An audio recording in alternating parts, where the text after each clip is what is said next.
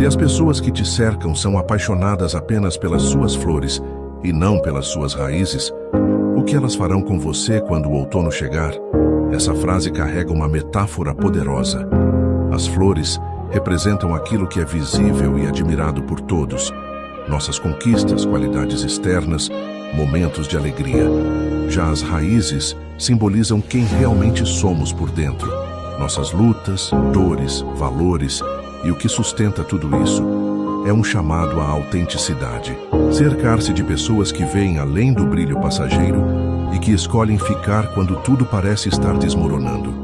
Quem ama suas raízes, floresce com você.